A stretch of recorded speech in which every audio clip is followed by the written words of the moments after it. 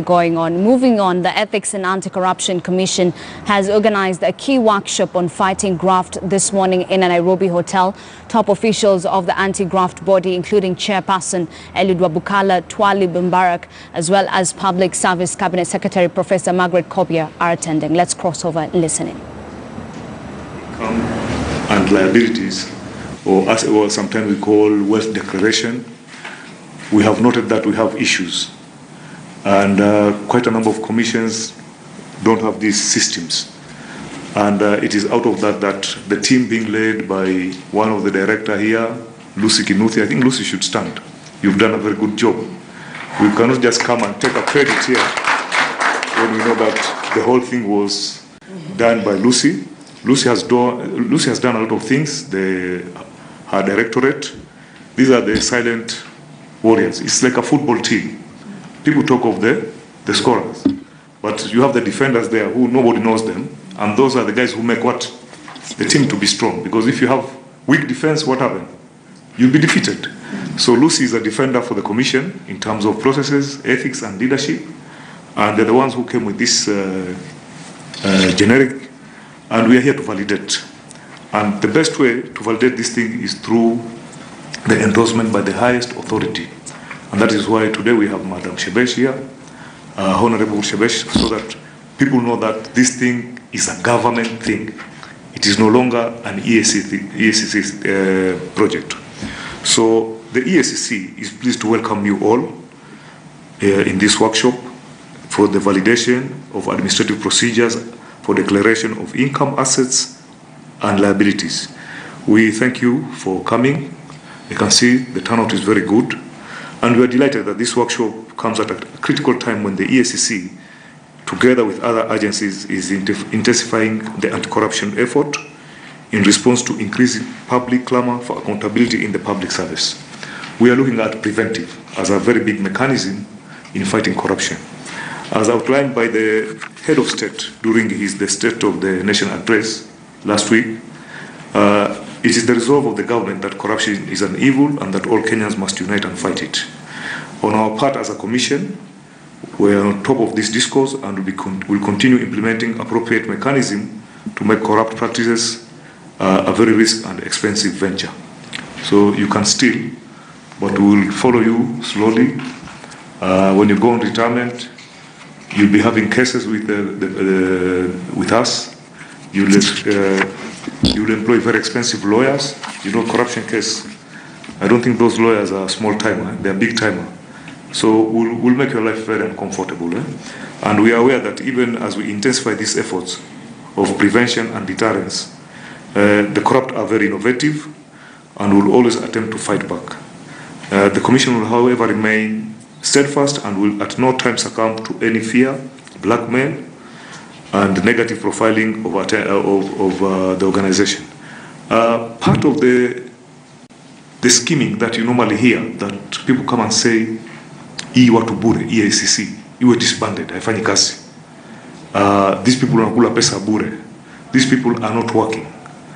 It is part of the scheme of the corrupt as a strategy of fighting back. And that kind of scheming will not work for us, against us, because we know what they are doing. So I must acknowledge that increased support exhibited by the stakeholders and the members of the public is helping us a lot to fight corruption. In the last few months, we have demonstrated to all of us that as a nation we come together in fighting corruption. This is part of that big strategy, taking people to court. I know Kenyans want people to be taken to court and they want the system to be very fast. But these are institutions that are governed by processes. They have limitations, capacity in terms of financing. So we have to look for other approaches in deterring and minimizing corruption in the country. So this workshop today is a series of other targeting responsible commission in both national and county governments. The event focuses on one of our crucial tools in the fight against corruption, that is declaration of income, asset and liabilities, commonly known as public service as wealth declaration and financial disclosure. It's a sensitive thing, madam, Because when you tell somebody, you know, some people tell you in the African culture, we don't even count kids. Well, say it's not allowed by the culture to say niko na watoto fulani, even cows, even wealth. But we have to go by the how things are changing. I think wealth declaration is one of the biggest deterrents to corruption, because you have to declare your wealth, liabilities officially. If you don't want to declare your wealth and liabilities officially, leave the public service.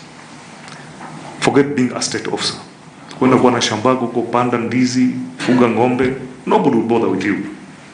But if you join the public service, and we know corruption is the misuse of authority or power for self-gain. So if you're in that category and you want to serve the public or being a state officer, you'll be in the wrong place. So this mechanism will help us a lot in fighting corruption. While we have the overall mandate of enforcing and implementation of these requirements, what is important is ownership. We can validate this, madam, you are Mushimio. But if we don't internalize, it will be a wastage of time.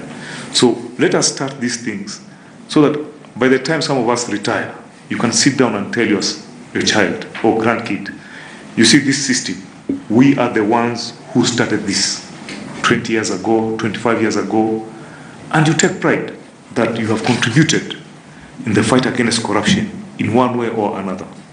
So the requirement for financial disclosure is provided actually is part of under Part 5 of the Public Procurement Ethics Act of 2003. And under this part, all public officials are required to declare their income, assets, liability at a stipulated interval so as to ensure transparency and accountability. I was discussing with Waziri, and the chairman, that there's a disconnect currently. You fill these forms, they're taken to Public Service Commission. When somebody is being sought by the commission, how long does it take for that guy to get for the commission to have the declaration form?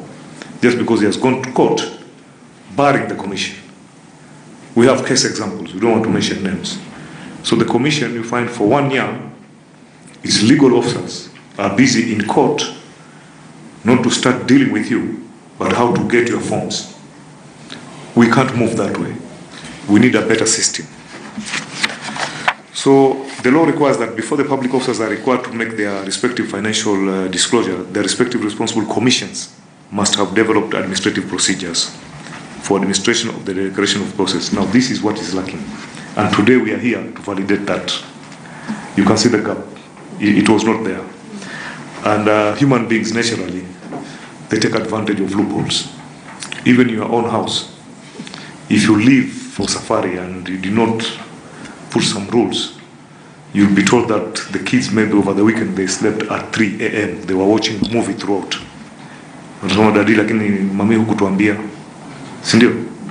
So rules and regulations are very important. So the validation is quite important for the commissions. We know that the majority of responsible commissions do not have these procedures and in place, which continues to present a challenge. So our records indicate that to date, we have only 3 commissions out of the 20 that have put in place some procedures. 17 they don't have. So this is the Teacher Service Commission, Public Service Commission, and EACC. And I think the reason is that we work very closely with this commission. Maybe partly, Lucy,